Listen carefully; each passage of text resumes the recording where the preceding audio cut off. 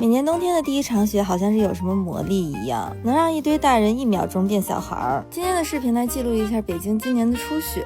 今天非常知冷知热的穿了一个纯羊毛的毛衣，结果呢就是悲剧了，一整个热到爆炸。嘿嘿嘿，我又买周边了，买了一个 Le Sserafim 的熊熊零钱包，它这个毛的质感特别好，但是脸很歪。这个是一个迷你应援灯的挂件，亮起灯来特别酷炫，超喜欢。然后是一些 Elite 和 Ashley Williams 联名的东西，这是一个小镜子，这个是一个小收纳包，这个我感觉出去旅行放证件啊、放零钱什么的还挺方便的。然后这个是一个磁吸的卡包，可以吸到手机上。最后是我最期待的笔记本，这个笔记本的花色我有一条配色跟它很接近的裙子，生日的时候还穿来着。我是那种偶尔会有一些想法，会很想把它记录下来的人，但是我是不写日记的哈，不会有那么多想法。今天给自己的穿搭定位是欧洲街头的时髦老妇人，酷毙了。今天呢，迟到的回旋镖飞回了我这里，叫车加等车一共半小时吧。这个故事教会我一个道理，当我们面对人家无心的失误的时候，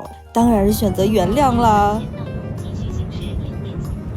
下了车一路小跑过来，好激动啊，好像感觉不到冷一样。今天呢，来丽都这边吃一个印度菜，最近就是对于各种异域风情的菜十分着迷。这个餐厅是在一个非常复古的宾馆里，里面的工作人员有印度人也有中国人，装潢也是非常有特色。到了之后就迫不及待的开吃了。我正在吃的是馕卷咖喱鸡，也是非常好吃的，但是我会更推荐上次我分享的那家印度菜，因为我觉得这家它在用香料上面还是克制了，口味偏清淡一些，没有上次那个那么浓郁。这次尝试了一些没吃过的印度菜，这个叫炸土豆球，里面是辣辣的，挺好吃的。这个是烤菜花，这个吃起来有一股淡淡的芥末味儿，跟想象中还挺不一样的。我觉得可能还是肉更好吃一点。然后这个是那种炸的咖喱饺，好吃，但是吃多了会腻哦，大家一起分着吃就可以了。又加了一份原味的馕，这个吃着特像咱们中国的烙饼。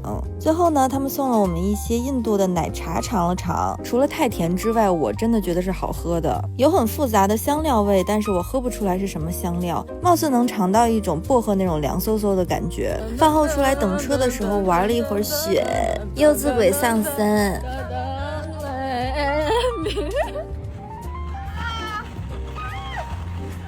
没有那么好的，我觉得超快的啊，超快的，超快的，好玩吗？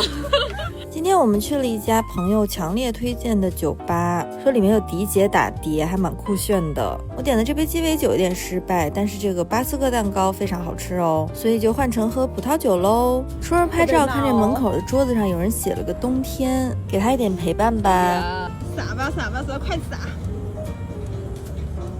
撒了。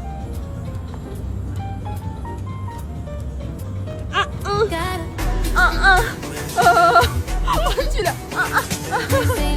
真的被冷了。最后老板娘超好的，还送了我们 tequila， 历尽千辛万苦终于打到车回家了，把家门口没踩过的雪也踩一踩。完了，大家祝你们冬天快乐，我们下个视频见，拜。